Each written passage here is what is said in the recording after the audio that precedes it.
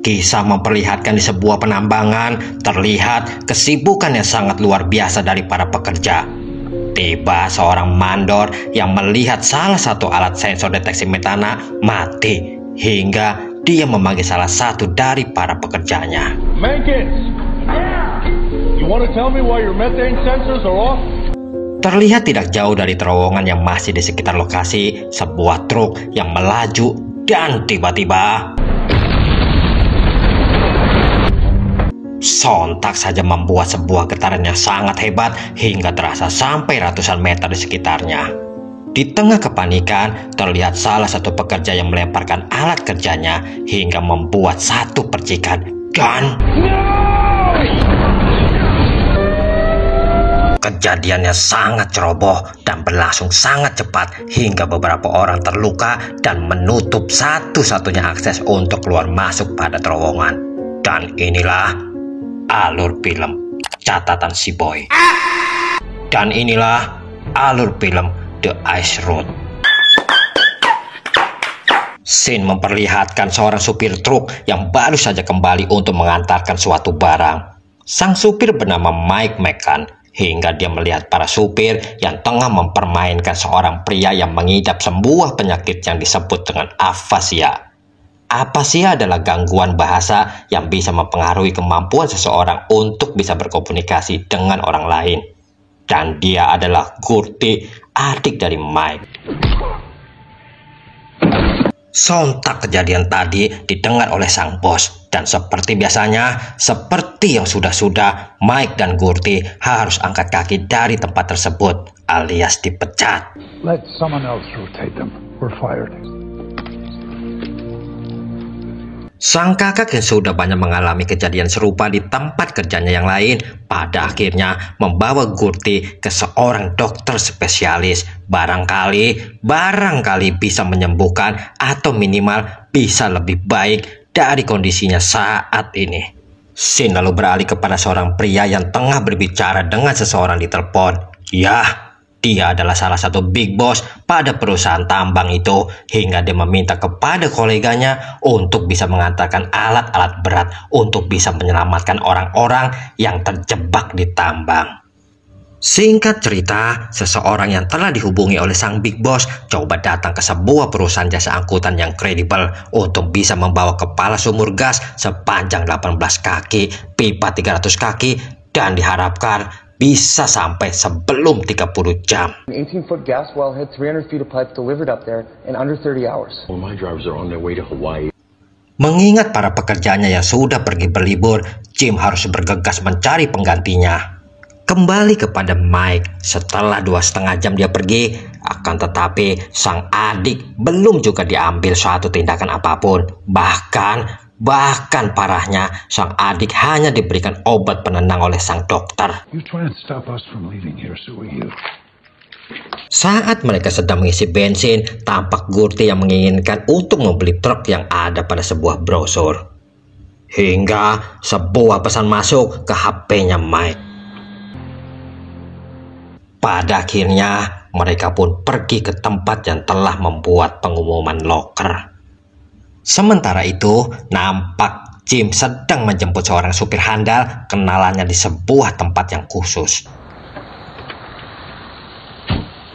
Mike dan Gurty sudah terlihat berada di lokasi, hingga Jim ingin melihat seberapa terampilnya Gurty sebagai seorang mekanik.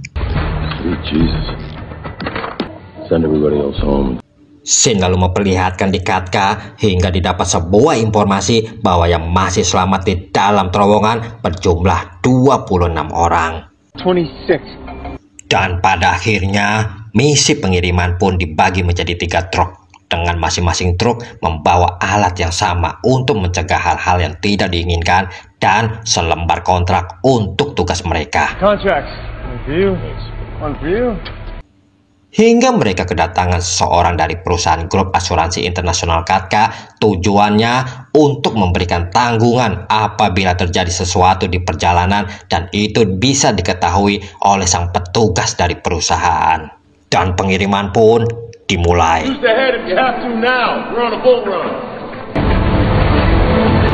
Hingga malam pun teko, Mike yang sudah berpengalaman sebagai seorang supir truk tentu tidak asing dengan istilah-istilah para supir. Tapi ini istilah pengiriman banteng baru dia dengar dari Jim, hingga dia menanyakan tentang hal itu kepada Jim. Because if one gets tired and lies down, then the others will step on him and kill him. So they never stopped for anything. Keesokan harinya, terlihat Tanto dan Tom tidak pakai Jerry yang nampak sedang berbicara, hingga diketahui kalau Tanto dan Jim dulu adalah seorang bos dan anak buah.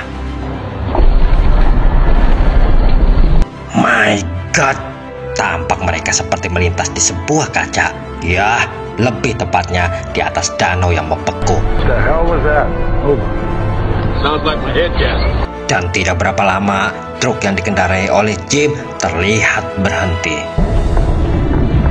Melihat hal itu, Mike kembali mundur mendekati Jim, walaupun sudah diperingati oleh Tanto karena hal tersebut akan sangat berbahaya bagi mereka karena lapisan es tidak akan kuat dengan bobot mereka. You know all that bull run stuff? I said we're going back. Sontak saja hal itu membuat es mencair, dan yang lebih berbahaya lagi, kaki Jim tersangkut di tali penderek hingga Come on, Jim. hingga tidak ada pilihan lain bagi mereka selain tampak retakan es yang menyebar dengan sangat cepatnya hingga mereka bergegas pergi dari tempat itu tanpa sempat memutus tali derek antara mobil mereka. Menghadapi pecahan es yang besar di belakang dan tekanan gelombang di depan mereka, pada akhirnya untung saja pecahan es tersebut berhenti. Sementara itu, di terowongan terlihat sang mandor yang nampak sedang menenangkan kawan-kawannya. They say they're still working on it. Dan kembali, mandor menanyakan hal yang sama kepada Cody perihal perkataan Cody untuk mengatakan mustahil sewaktu terjadi ledakan. Tiba-tiba tampak Mike yang sedang melakukan panggilan darurat yang mengabari kondisinya mereka. Hingga Tom yang telah mengusulkan kepada Mike agar mereka kembali saja ketimbang melanjutkan perjalanannya menuju Katka. You're out of your minds, all of you. Tiba-tiba Tom mengatakan hal yang tidak masuk akal bagi dirinya karena mendapati apa yang telah terjadi pada Jim. Hingga Mike dan Tom yang coba untuk konfirmasikan pemikiran mereka kepada Tanto. Those diesel engines don't seize on their own. Hey, whoa, whoa, whoa, whoa. Setelah membereskan Tanto, mereka mulai memperbaiki kondisi truk agar bisa berjalan kembali. Sin lalu kembali memperlihatkan ke terowongan. Tampak ada seseorang yang telah mengusulkan untuk menurunkan jumlah mereka di situ karena keterbatasannya oksigen mereka dan kondisi orang sebanyak itu, oksigen akan cepat habis hingga mereka akan mati semua. Suggest decreasing our number. Kembali kepada Mike dan rekan, terlihat dua truk yang terjatuh sudah berdiri kembali dan mereka siap untuk melanjutkan perjalanannya kembali hingga tiba-tiba ternyata Tomlah penjahatnya. Dialah yang telah menyabotase truknya Jim dan kali ini dia telah menyiapkan bahan-bahan peledak yang dipasang di bawah truknya Mike.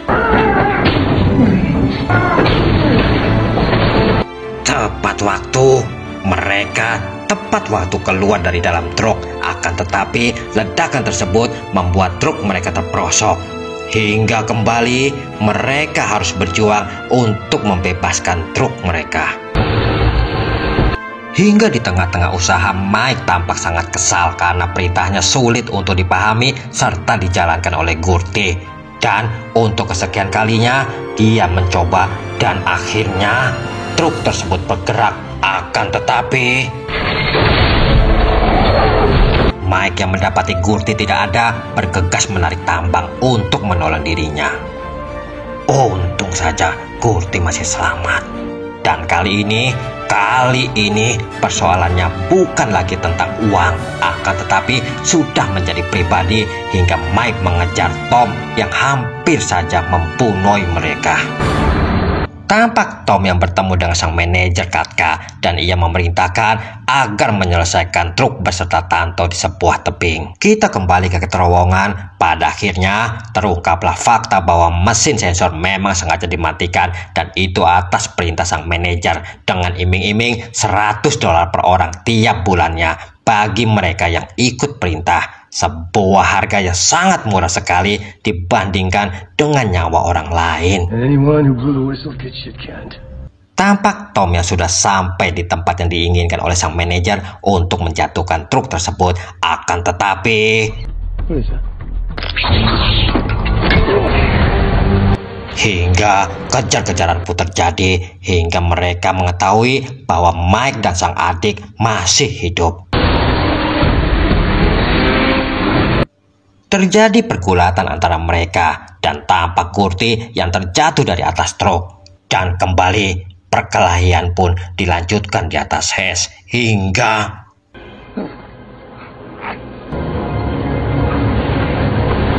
Well, don't just stand there. Let's go. sementara truk yang dikendarai oleh Tanto tampak berhenti karena sudah kehabisan bahan bakar akibat diputus oleh Tom. Hingga terlihat Mike yang sudah berada di situ yang datang untuk menyelamatkan Tanto. Sementara itu, Tom yang terjatuh terlihat masih hidup hingga dia kembali merencanakan sesuatu untuk menghabisi mereka. Dan saat bahan bakar sedang diisikan ke truknya Tanto, sontak saja akibat dari ledakan tersebut telah membuat longsoran es melaju dengan cepatnya ke arah mereka dan my god, terlihat kondisi Tanto yang nampak tidak baik-baik saja hingga dia meminta Mike untuk segera menariknya. Dengan kondisi truknya Tanto yang sudah tidak lagi bisa berjalan, pada akhirnya barang dipindahkan ke truknya Mike. Kita kembali ke pertambangan, di mana didapatkan info bahwa CEO akan datang sekitar 1 jam lagi. Dan semuanya ini ujung-ujungnya adalah uang. Everything's cash, so there's no paper trail. Akan tetapi, sang eksekutor lapangan tentunya tidak akan membiarkan Mike sampai hingga bisa menyelamatkan orang-orang di terowongan, hingga kalau mereka hidup tentu akan mengancam keselamatan sang manajer, karena kalau informasi sampai bocor pastinya hal ini akan diusut dan penjara pada akhirnya.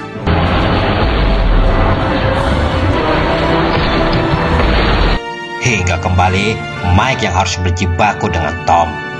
Dan terlihat mereka sampai terlempar dari truk yang sedang berjalan.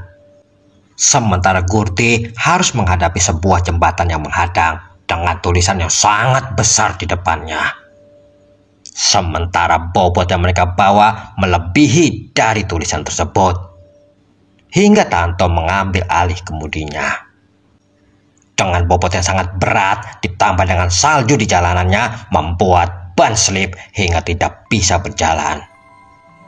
Kita kembali kepada Mike dan Tom. Tampak mereka yang masih berjibaku hingga Mike yang melihat kepala Custer yang bergerak-gerak dengan kencangnya ditambah dengan tekanan gelombang di depannya membuat dia melompat dari truk yang berjalan dan Mike yang selamat tiba-tiba mendengar jembatan terjatuh. Sontak saja segera bergegas mendekat.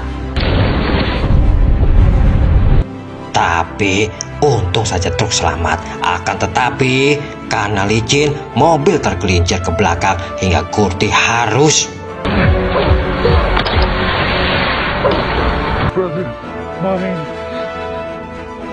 singkat cerita, di Katka, CEO sudah datang bersama wakil menteri untuk meninjau lokasi karena tambang Katka ini adalah tambang strategis nasional untuk memenuhi kebutuhan metana negara. Hingga tidak berapa lama terdengar bunyi sirene dan tampak Mike yang telah datang ke tambang tersebut.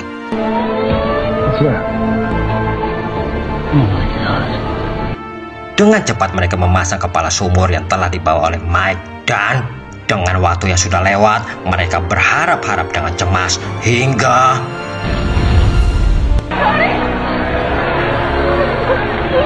terlihat pergerakan yang terjadi. Sebuah keajaiban yang terlihat di tempat itu. Terlihat Rene sang mandor yang tampak sedang berbicara dengan sang CEO. Dan